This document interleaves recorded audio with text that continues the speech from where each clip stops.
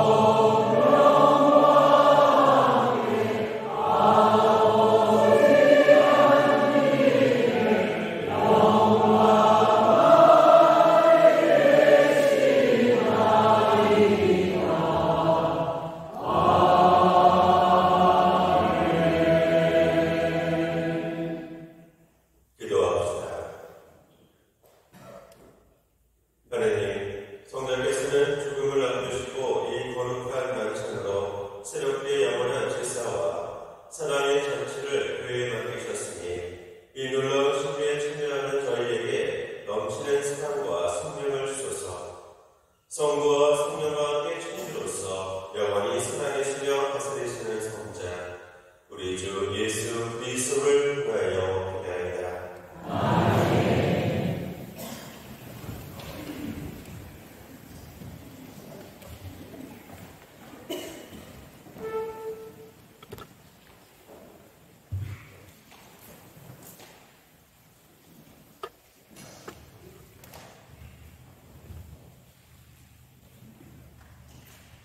탈출기의 말씀입니다. 그 무렵 주님께서 이집트 땅에서 모세와 아론에게 말씀하셨다. 너희는 이달을 첫째 달로 삼아 한 해를 시작하는 날로 하여라. 이스라엘의 온 공동체에게 이렇게 이르라. 이달 초 여름날 너희는 가정마다 작은 가축을 한 마리씩 집집마다 작은 가축을 한 마리씩 마련해라. 만일 집에 식구가 적어 짐승 한 마리가 너무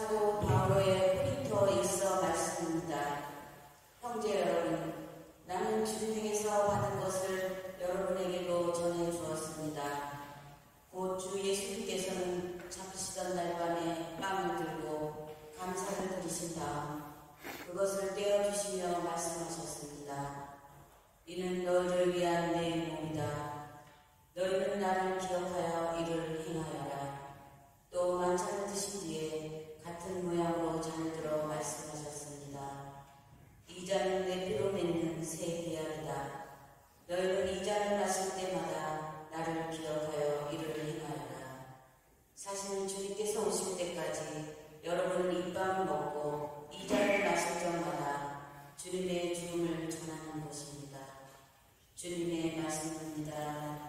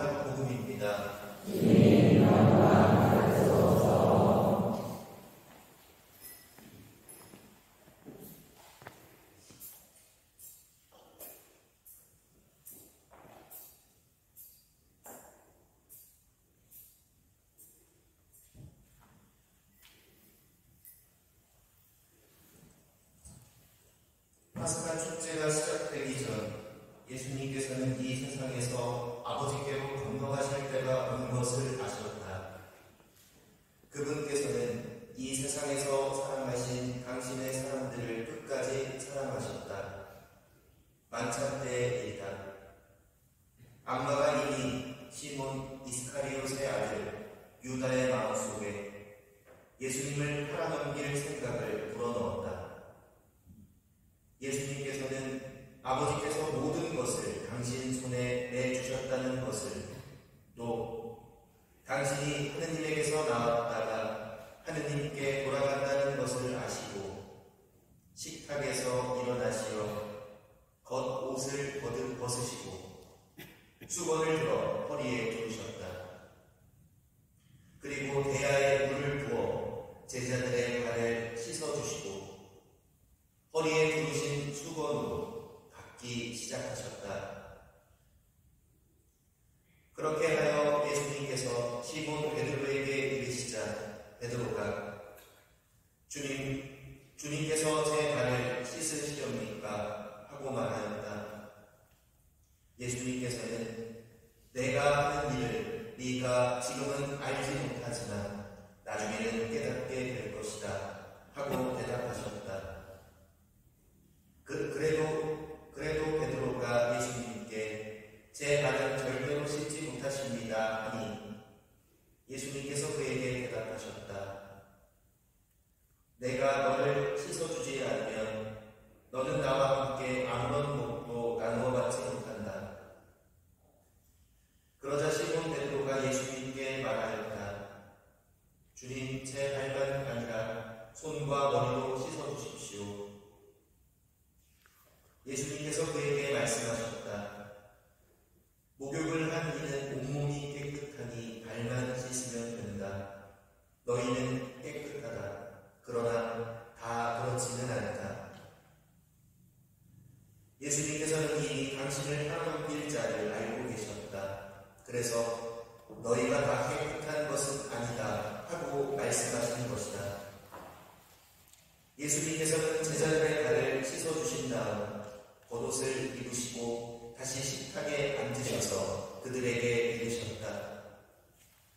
내가 너희에게 한 일을 깨닫겠느냐? 너희가 나를 스승님 또 주님 하고 부르는데 그렇게 하는 것이 옳다. 나는 사실 그러하다.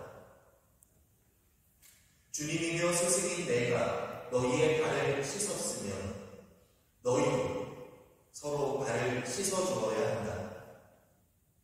내가 너희에게 한 것처럼 너희도 하라고 내가 오늘 보여준 것이다. 주님의 말씀입니다.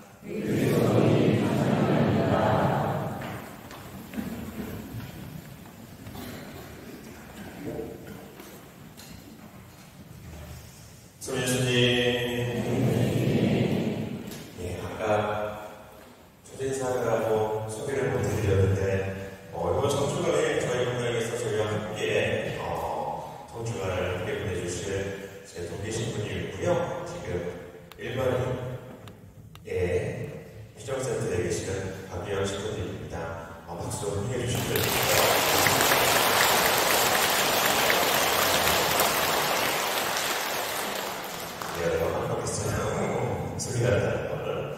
자, 미사에 제가 말씀드렸죠. 오늘은 어떤 마음으로 예수님을 바라봐야 될까? 근데 그 마음이 아무리 생각해보다 맞는 것 같습니다. 항상 우리에게 좋은 말씀과 은총을 주시지만 오늘 감사해야 될 가장 큰 이유는 우리에게 가장 소중한 성찬례, 이 미사를 전해 주신다니 바로 오늘입니다. 여러분들도 이 미사를 통해 많은 은총과 사랑 그리고 깨달음을 얻으셨을 거라 생각합니다. 그만큼 이날에 우리는 예수님께 감사하는 마음으로 이 미사를 응원해야 되지 않을까 싶습니다.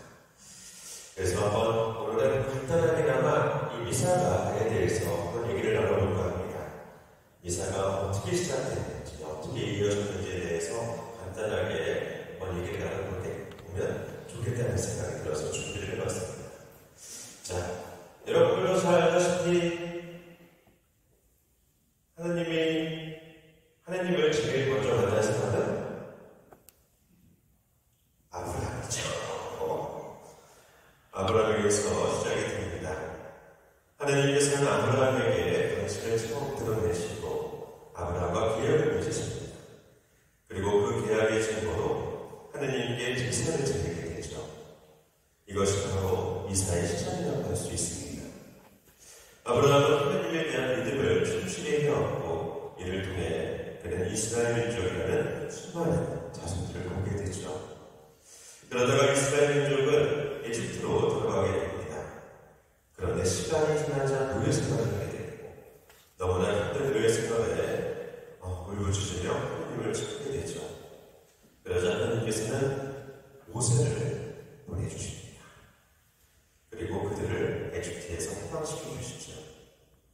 이때 하나님은 에집트에서 10가지 재앙을 내리시는데 마지막 재앙은 사람이든 동물이든 모든 가지를 죽이는 재앙이었습니다.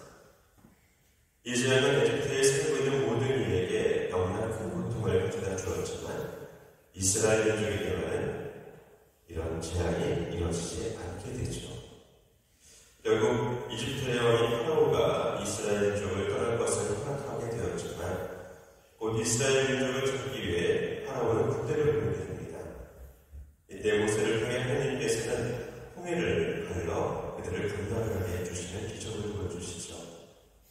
이 이스라엘 민족은 하나님께서 자신들을 지켜주시고 또 고통에서 해방시켜 주셨다고 해서 매년 파스카 예식을 하는 가을절이라는 축제를 지내게 됩니다.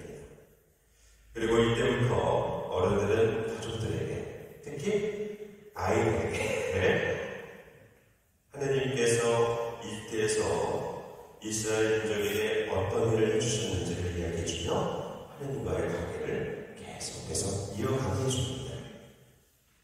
그리고 이 가을절은 이스라엘 민족에게 매년 이어져 예수님의 시대까지 이르게 되는 것이죠.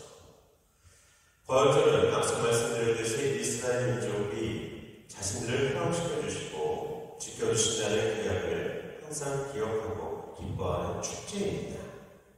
하지만 이 계약은 완전하지 못한 축제였죠. 그리고 계약이었습니다. 그래서 예수님께서 말씀하셨죠. 당신은 율법을 없애러 오신 것이 아니라 완성하러 오셨다고 말이죠. 예수님께서는 처음에 만찬 때 당신의 몸과 피를 내어주심으로써 완전하지 않았던 파스카 예식을 완성시켜 주십니다. 그리고 이 파스카 예식을 우리는 지금 미사로 봉헌하고 있는 것이죠. 그렇게 미사를 우리는 이렇게 생각할 수 있습니다.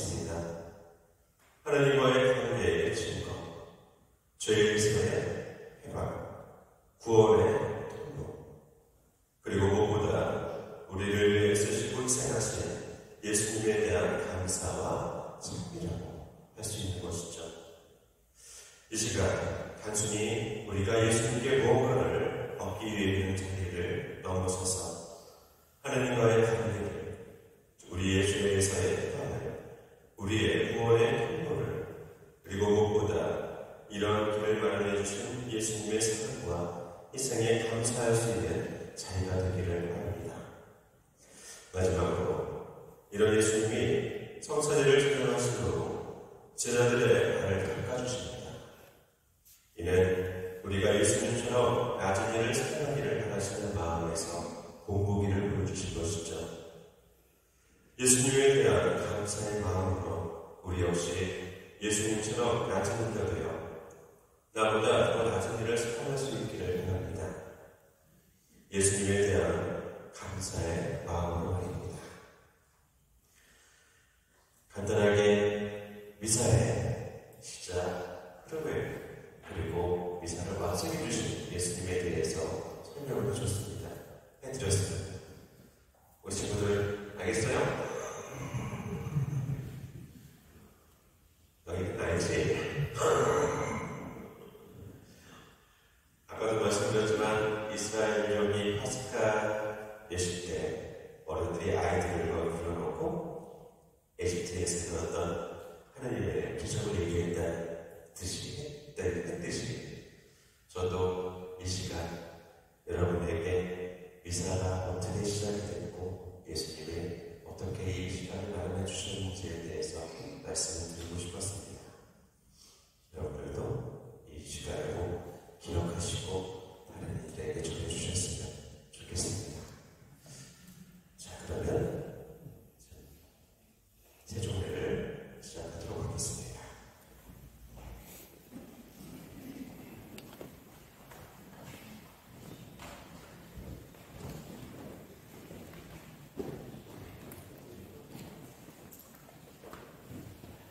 교회는 그리스도의 모험을 따라 다시